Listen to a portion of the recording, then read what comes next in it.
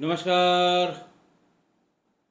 आज मैं फिर आपके सामने अपराध की एक और घटना लेकर आया। आज के अपराध की घटना भी हालिया है, हाल फिलहाल की है।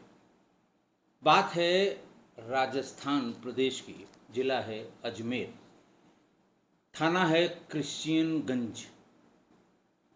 16 सितंबर 2025 को, यानी आपसे 3-4 दिन पहले, सवेरे 2 बजे एक महिला जिसका नाम अंजलि सिंह उर्फ प्रिया है, उम्र करीब 28 साल, उसने अजमेर में ही रह रहे अपने लिव इन पार्टनर राजू को, अल्केश गुप्ता को फ़ोन करके ये बताया कि उनकी बेटी 3 साल की काव्या वो गायब हो गई। ये रात में 2 बजे, यानी भोर के 2 बजे उसने बताया। अल्केश गुप्ता तुरंत परेशान हो गए। उससे पूछा कहाँ हो, बोले मैं वहीं आ रही हूँ। उसके घर पहुँची। अल्केश ने कहा कि कहाँ गायब हुई। उसने एक कहानी बताई कि रात में 10 बजे सिटी हॉस्पिटल के पीछे नाले की पुलिया के पास से वो अचानक गायब हो गई, जब वो बेटी के साथ पैदल पैदल अपने घर दाता नगर से उसके घर, यानी अल्केश गुप्ता के घर सिटी हॉस्पिटल के पास जा रही थी। फ़ौरन वो भाग के जो जगह प्रिया ने बताई थी, अंजलि और प्रिया ने, उस जगह पर पहुंचा। आसपास देखा, पीछे नाले में देखने की कोशिश की, अपने साथ जो मोबाइल था मोबाइल की रोशनी में देखने की कोशिश की, और इस सारी कोशिश में सवेरा हो गया। सवेरे 8 बजे के आसपास वो क्रिश्चियनगंज थाने के थाना प्रभारी अरविंद चारण के पास थाने पर गए दोनों लोग, और उन्होंने बताया कि ऐसे ऐसे रात में 10 बजे वो उसको लेके घर की तरफ जा रही थी। अचानक वो उसी नाले के पास गायब हो गई।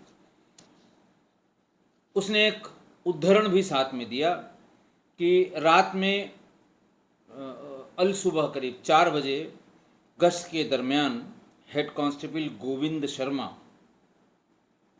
उन्होंने उन दोनों को रोका भी था कि वैशाली नगर से बजरंगगढ़ की तरफ ये लोग जा रहे थे। हम लोग पैदल जा रहे थे। हेड कांस्टेबल ने रोक कर पूछा आप लोग कहाँ जा रहे हैं। हम लोगों ने बताया कि बस हम लोग अब घर जा रहे हैं।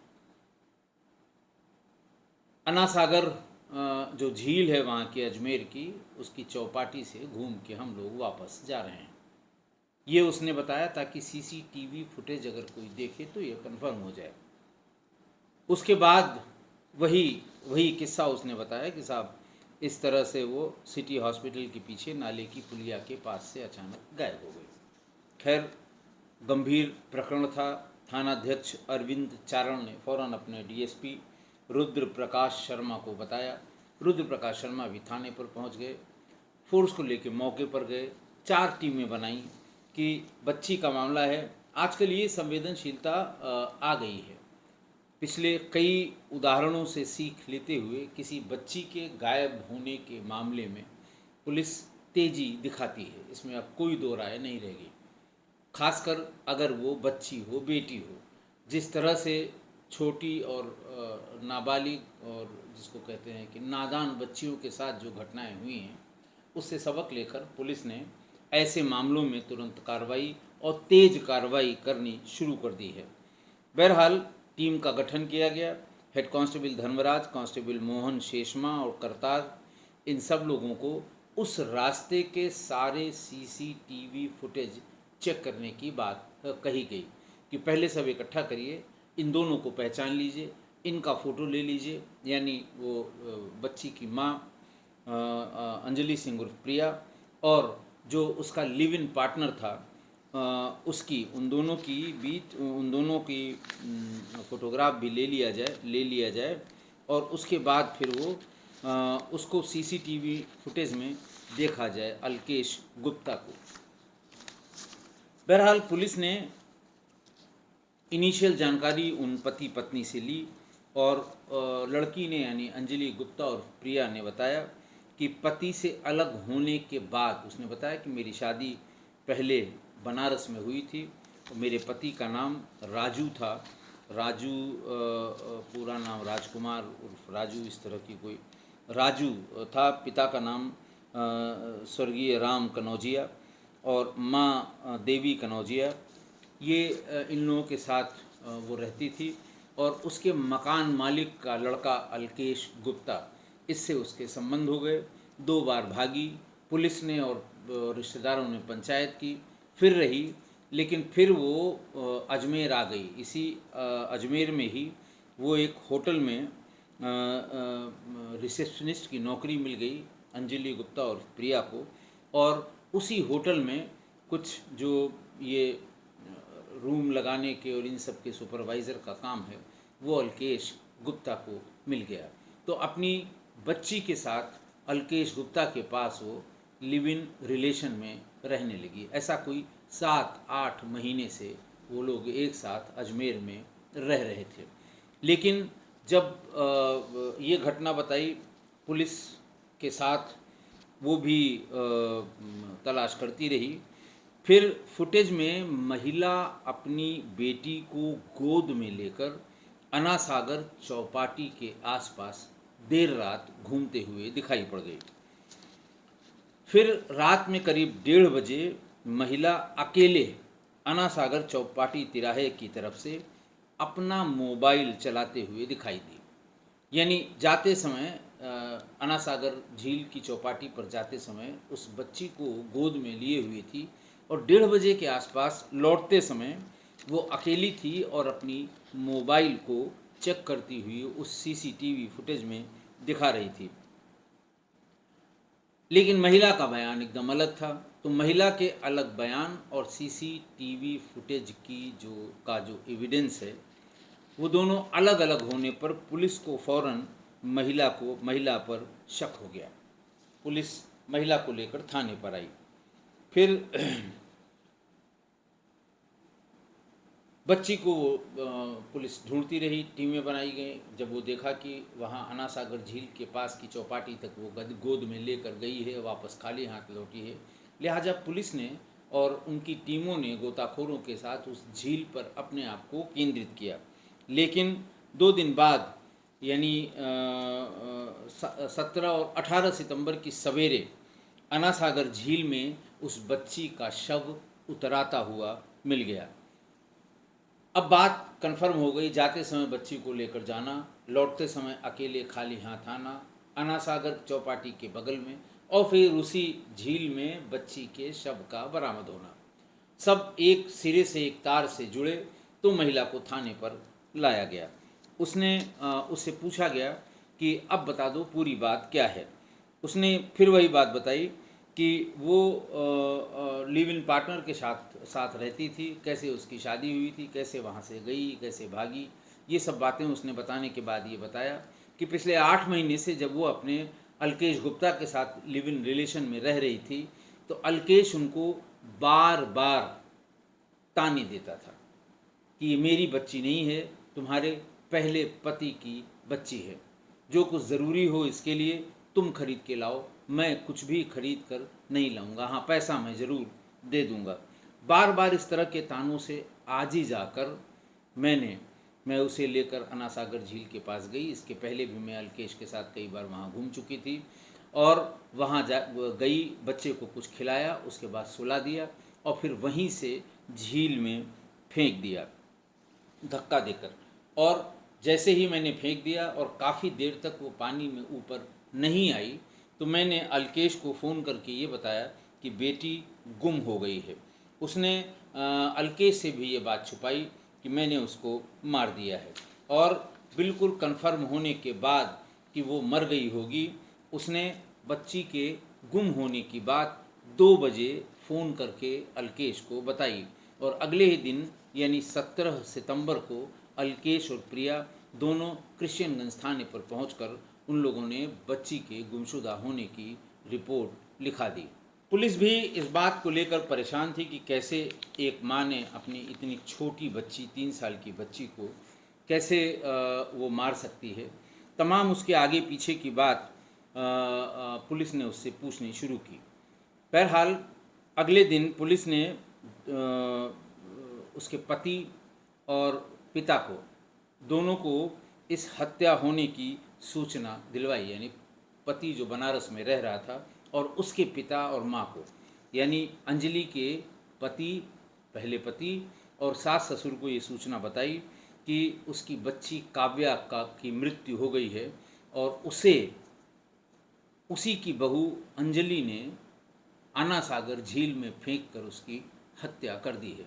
उन्हें विश्वास नहीं हो रहा था। उन्हें पता था कि काव्या उस बच्ची से बहुत प्यार करती थी, लगाव करती थी और तमाम बार पुलिस की मध्यस्थता में उसने इस बच्ची को अपने पति के परिवार को दिए जाने का या देने का विरोध किया था और कभी नहीं लेने दिया उन्हें।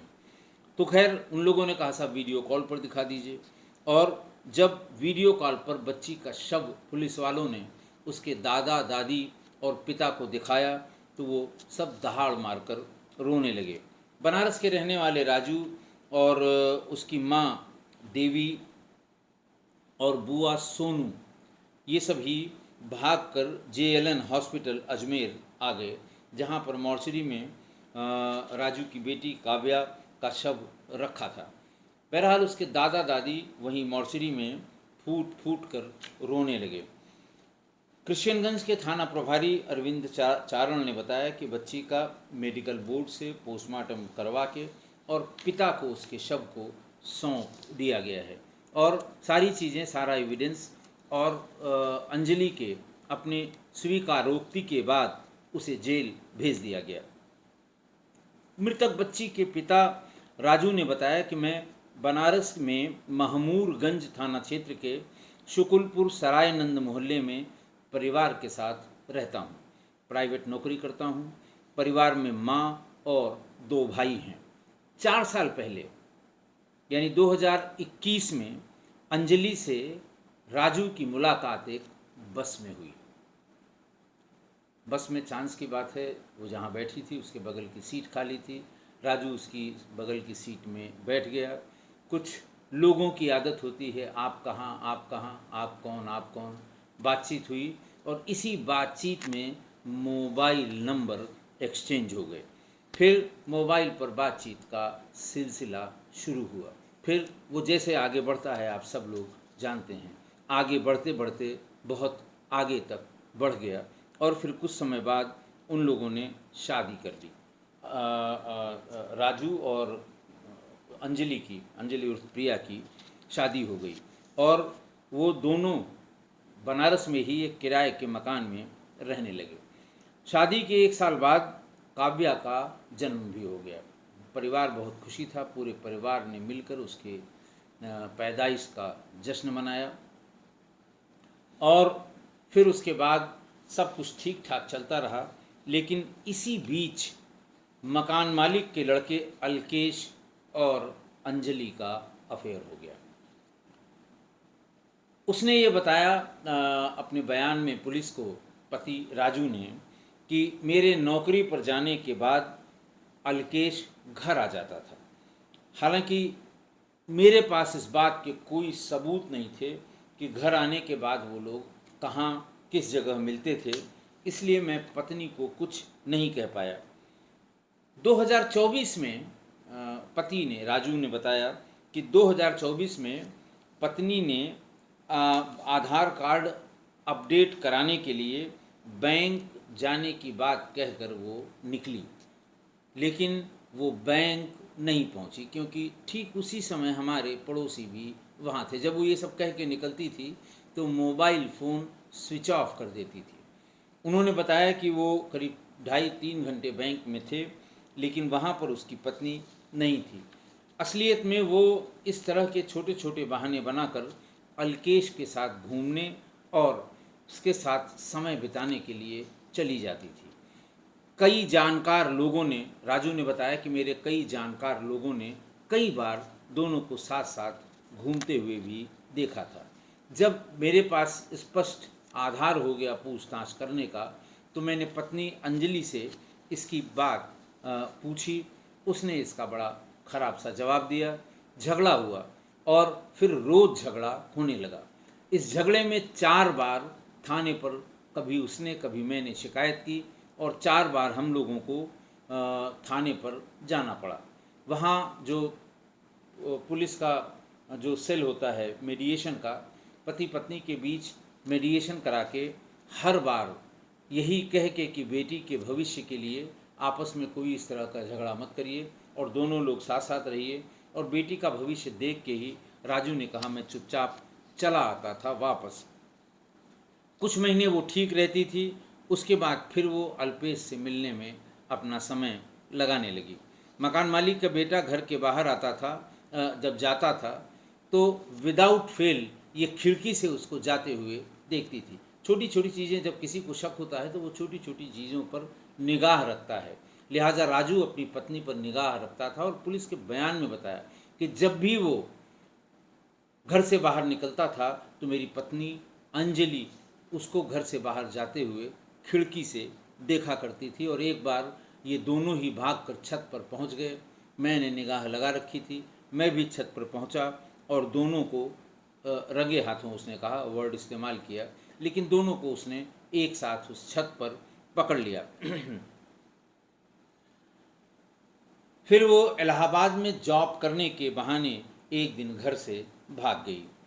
8 महीने पहले अंजलि ने बताया कि वो अपनी बहन चारू के पास इलाहाबाद जा रही है, जहां उसने, चारू ने उसे एक नौकरी का इंतज़ाम किया है और उसने ये भी कहा कि मैं वहां जाकर तुमको भी नौकरी के लिए इलाहाबाद, जो अब का प्रयागराज है, वहां बुलवा लूँगी। उसके बाद जब मैं बार बार उसको फ़ोन करने लगा तो उसने पहले तो कॉल उठाना बंद कर दिया, फिर नंबर को ब्लॉक लिस्ट में डाल दिया। तभी मैं समझ गया था कि ये कोई जॉब करने नहीं बल्कि अल्केश के साथ इलाहाबाद भाग गई है। 3 महीने बाद या 4 महीने बाद करीब वो फिर वापस आ गई। जब वो वापस आ गई तो मैंने कहा तुम्हारे लक्षण ठीक नहीं हैं, मैं जानता हूँ तुम अल्केश के साथ ही वहाँ गई होगी। ऐसा करो, तुम्हें जहाँ जाना है चली जाओ, बेटी को हमारे पास छोड़ दो, क्योंकि मैं बिना बेटी के रहना मेरे लिए मुश्किल है। उसने साफ मना कर दिया कि तुम क्या बिना बेटी के रहने की बात करते हो, मेरी बेटी है और मैं उसके बिना नहीं रह सकती और मैं इसे कतई तुम्हें नहीं दूंगी। ये सब झगड़ा झंझट के कुछ दिन बाद फिर वो भाग गई और करीब 1 महीने बाद वापस लौट आई। लेकिन इस बीच में उसने अपना मोबाइल नंबर, मेरा मोबाइल नंबर अपनी ब्लॉक लिस्ट में डाल दिया था। इस बीच में राजू के पिता ने बताया कि उसने बेटी की पत्नी और बेटी की गुमशुदगी भी लिखवा दी, लेकिन उसे ये पता नहीं था कि ये लोग अजमेर गए हुए हैं। लेकिन जब ये लिखवाया गया, पुलिस ने किसी तरह से कांटेक्ट किया, वो फिर आई, लेकिन फिर उसने बच्ची को देने से मना कर दिया। और पुलिस को उस समय बेटी की मौत पर जब ये लोग पहुँचे थे अजमेर, तो राजू ने पुलिस के बयान में कहा कि अगर मैं ज़बरदस्ती उस समय अपनी बच्ची को उससे छीन लेता तो कम से कम आज मेरी बच्ची जिंदा होती। फिर डिटेल बताया उन्होंने कि 7 महीने पहले ये अजमेर आई थी और अल्केश के साथ अजमेर में ही लिव इन रिलेशन में रहती थी। लेकिन हमें ये पता नहीं था, ये तो समझ में आ गया कि ये 3 बार भागी है और इस बार भी अल्केश के साथ ही गई है। अल्केश घर पर नहीं है, 7 महीने से नहीं है, वो भी घर पर 7 महीने से नहीं है, तो वहीं कहीं भाग कर ये लोग गए होंगे। लेकिन अजमेर में ये लोग हैं, इस बात की जानकारी नहीं थी। वो तो जब 18 तारीख को पुलिस ने कॉल करके ये बताया कि इस तरह से काव्या मर गई है और उसकी पत्नी ने ही उसे मारा है, तब वो स्तब्ध रह गया और वहाँ से भागकर सारी चीज़ें देखने के लिए अजमेर पहुँच गया। पति ने फिर लास्ट में अपने बयान में ये भी बताया कि इसने मेरी बेटी की जान ली है, जिसे मैं अपनी जान से ज़्यादा मानता था, तो मुझे अपनी बेटी के लिए इंसाफ चाहिए और मैं आखिरी दम तक उसके इंसाफ के लिए लड़ूंगा। एक बात उसने और बताई कि उसे और उसके परिवार को ये शक पहले ही हो गया था कि ये इसी के साथ रहेगी या भाग जाएगी, क्योंकि उन दोनों ने एक साथ इंस्टाग्राम पे रील बनाना शुरू किया था और कुछ दिन पहले ही अंजलि ने अपने इंस्टाग्राम पर अल्केश के साथ एक फ़ोटो लगाई थी बुआ सोनू यही बताती है कि वही वो देखकर और सब लोगों ने इसका विरोध किया था और अकेले अल्केश की वजह से, यानी अल्केश ने ही मेरे पूरे परिवार को तबाह कर दिया। इस बीच में जब वो जेल भेजी जा रही थी तो उसने फ़ोन से बात की थी अपने पति राजू से। वो फ़ोन वो रिकॉर्डिंग पे रखता था, जब भी पत्नी की कोई बात होती है तो उसने वो रिकॉर्डर जो रिकॉर्ड किया हुआ वो जो रिकॉर्डिंग थी लास्ट कॉल की फ़ोन जमा करके और जेल जाते समय जब वो बात कर रही थी तो वो सबमिट की। उसकी बातचीत का अंश कुछ इस तरह से है। अंजलि ने कहा कि जेल जा रही हूँ, आप छुड़ा लो मुझे यहाँ से। राजू ने कहा तुम्हें क्यों छुड़ाएं, तुमने मेरी बेटी को मार दिया है। अंजलि ने कहा कि हम उसको फेंकना नहीं चाहते थे, तुम आओगे मुझे छुड़ा कर ले जाओ तब मैं तुम्हें सब चीज़ें बता दूंगी, तुम वीडियो रिकॉर्डिंग भी देख लेना, मैंने ये पूरी बात वीडियो रिकॉर्ड करके भी रखी है। राजू ने पूछा कि क्यों मारा तुमने, मुझे सब पता लग गया, सब कुछ मेरे पास आ गया है, पुलिस ने सब मुझे दिखा दिया है। अंजलि ने कहा गलती हो गई, प्लीज़ मुझे यहाँ से छुड़ा लो। राजू ने कहा तुमने गलती की है, तुम्हें गलती की सज़ा मिलेगी, मैं तुमसे लगातार अपनी बच्ची की मांग कर रहा था, तुम नहीं मानी। अंजलि ने कहा जिस लड़की के लिए तुमसे लड़ गई हो, तुम कैसे सोच सकते हो कि हम उसे मार सकते हैं, हम कितना मजबूर रहे होंगे। ये बात अंजलि ने कही। राजू ने कहा कि किसी ने हत्या करने के लिए मजबूर किया था क्या। अंजलि ने कहा हाँ किया था, मुझे छोड़ा के ले जाओ, मुझसे मिलने आओ, मैं सब बता दूंगी। देखिए इतना होने के बाद, पुलिस के गिरफ्तार करने के बाद जेल की दहलीज पर तब भी वो अपनी आदत से बाज नहीं आ रही थी और सारे दांव पेंच, अरे जो बताना है तुम बता दो, जब वो छुड़ा के ले जाएगा तब क्या बताना है तुम्हें उसको। अगर वो पूछ रहा है कि किसी ने जिद की थी, किसी ने दबाव बनाया था, तो बता दो कि हाँ फलां ने दबाव बनाया था। बहरहाल इस तरह से पुलिस ने उसको जेल भेज दिया। आज की घटना, 3 साल की एक बच्ची की माँ ने अपने लिविंग पार्टनर के लिए अपनी ही बच्ची को अन्ना सागर झील में जीवित फेंक दिया और उसके मरने का इंतज़ार किया। उसका पति जिससे उसकी धूमधाम से शादी हुई थी, ये बच्ची उसकी थी, लिव इन पार्टनर की नहीं थी, शायद इसीलिए उसने मार दिया। पति राजू ने बच्ची के लिए थाना चौकी 1 कर दिया। जाने कितनी बार वो थाने और चौकी पर गया होगा, लेकिन पुलिस ने हर बार उसको ये बता दिया और पुलिस को वो बताता रहा कि साहब ये 2 बार घर से भाग चुकी है इसी अल्केश के साथ और इसके लक्षण ठीक नहीं हैं, ये बच्ची को ठीक से नहीं रख पाएगी या मार देगी। पर हर बार पुलिस ने कानून का हवाला देकर कि 12 साल से कम उम्र के बच्चे की कस्टडी लीगली माँ के पास होती है, इसलिए माँ को उसे अपने पास रखने का अधिकार है और तब तक वो आप नहीं ले सकते हैं जब तक कि स्वयं बच्चे को उसकी माँ आपको लालन पालन के लिए न दे दे। और हर बार ये जवाब सुनकर राजू मायूस होकर थाने चौकी से लौट जाया करता था। अब आप सोचिए कि किसी भी माँ के लिए मातृत्व सुख अनमोल होता है, इस सुख का कोई पैरेलल नहीं है, इस सुख के बराबर किसी सुख की अनुभूति नहीं हो सकती। बच्चे को 9 महीने कोख में रखकर सारे कष्ट झेलना ये माँ ही कर सकती है।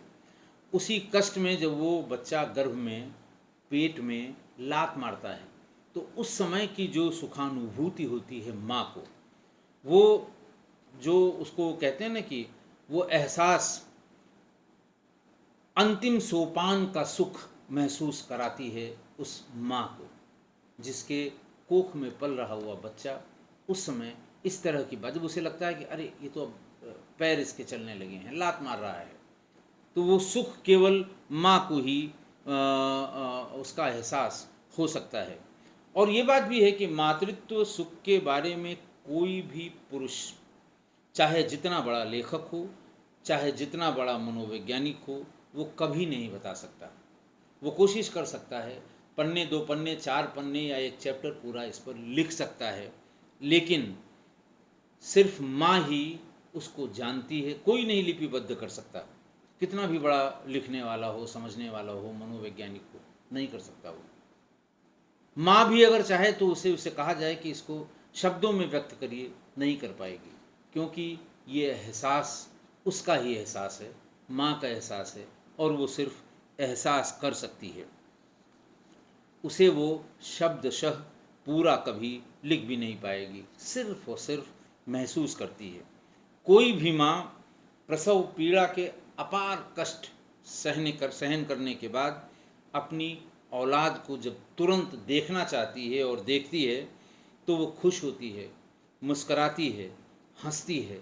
सारे दुख दर्द जो 10 मिनट या 15 मिनट पहले वो झेल रही होती है, उसको वो भूल जाती है। इसीलिए माँ को अपनी संतान से इतना लगाव होता है, यही कारण है। और किसी दूसरे का, किसी पुरुष का, वो चाहे रिश्ते में कुछ भी हो, माँ के इस लगाव से ऊपर, यानी माँ के इस लगाव को कोई भी लांघ नहीं सकता।